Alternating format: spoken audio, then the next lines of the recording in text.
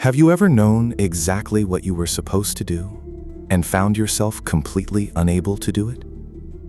That moment when logic says one thing and your heart says another, and you freeze. 3,000 years ago, a warrior had a breakdown in the middle of a battlefield. It became the opening of one of humanity's greatest texts. This is Arjuna Vishada Yoga, the yoga of Arjuna's despair. Episode 1 of our 18-chapter journey through the Bhagavad Gita. By the end, you will understand why collapse itself can be the beginning of wisdom, and what that means for your own hardest moments. First, the people. Arjuna, the greatest archer of his age, celebrated in battle, beloved by his people, utterly certain of his purpose. Today, that certainty will shatter. He stands between two armies, holding the legendary divine bow called the Gandiva, and his hands are shaking. Krishna, Arjuna's closest friend and his charioteer today, calm, luminous, watching. He has not yet spoken a single word of teaching. Sanjaya, the king's minister, gifted with divine vision by the sage Vyasa. He watches the battlefield from afar and narrates everything to a blind king in his palace. Dhritarashtra, the blind king, his sons, the Kauravas, are about to fight Arjuna's side, the Pandavas. This is a war within one family. The very first line of the Gita is Dhritarashtra's question: what is happening on Dharma the field of righteousness? That name, Dharma tells us everything. This is not merely a military conflict, it is a moral reckoning. The conch shells sound. Great warriors blow them one by one. Krishna's is named Panchajanya, Arjuna's is the Devadatta. Arjuna asks Krishna to drive to the center between both armies so he can see exactly who he faces. And then, the shock. He does not see an army, he sees faces. His grandfather Bhishma, his teacher Drona, his cousins, his friends. Think about the last time a decision suddenly became personal. A performance review about someone you mentor, a layoff list with a friend's name on it. The moment the abstract becomes human, everything changes. That is exactly what happens to Arjuna.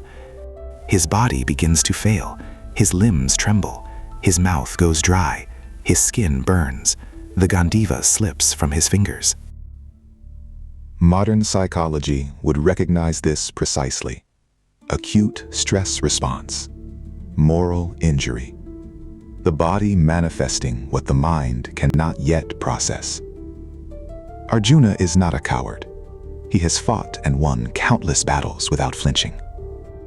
His despair comes not from fear of death, but from love. He would rather be killed unarmed than destroy the people he loves. He begins to argue his case. What victory is worth this? What kingdom justifies the blood of teachers and family? Think about a family feud over an inheritance. You know what is legally yours, but do you truly want to fight your own brother in court? Arjuna is paralyzed by exactly this, the collision of what is righteous and what is loving. Both are real obligations. Neither is wrong. His arguments sound reasonable. He speaks of the suffering of women, the destruction of families, the chaos that will follow. But the Gita asks us to look carefully.